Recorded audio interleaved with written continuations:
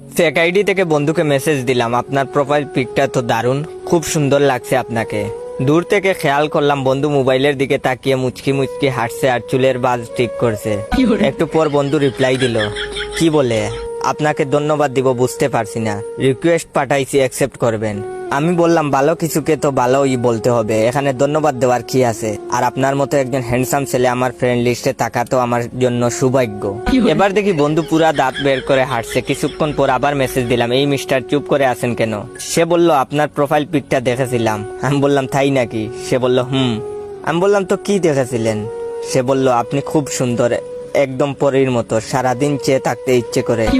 আমি বললাম এভাবে বলবেন না প্লিজ, আমার শরম করে। বন্ধু বলল সত্যি বলছি, আপনি অনেক সুন্দর, এতগুলো ধন্যবাদ আপনাকে। আরে বলল একটা কথা জিজ্ঞাসা করব। আমি বললাম একটা কেন, আপনার যত ইচ্ছা জিজ্ঞাসা করুন। সে বলল আপনার কারোর সাথে রিলেশন আছে?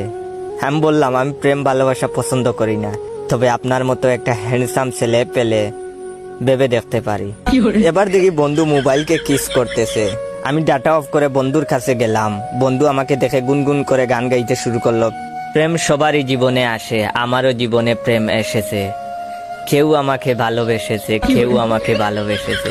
আমি বন্ধুর গান শুনে হাসি চেপে রেখে বললাম ঘটনা কি দোস্ত, এত খুশি খুশি লাগছে কেন?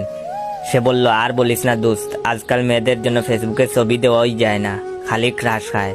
আমি বললাম হায় রে আমার কপাল, এত ছবি ফেসবুকে দিলাম, আজ পর্যন্ত কেউ ক্রাশ খাইলো না। ভালো দোস্ত, চালিয়ে যা। সে বলল দুঃখ করিস না দোস্ত, সবাই সব কপাল নিয়ে জন্মায় না। এটা হচ্ছে ভিডিওর প্রথম পার্ট। দ্বিতীয় পার্ট দেখলে হাসতে হাসতে পাগল হয়ে যাবেন।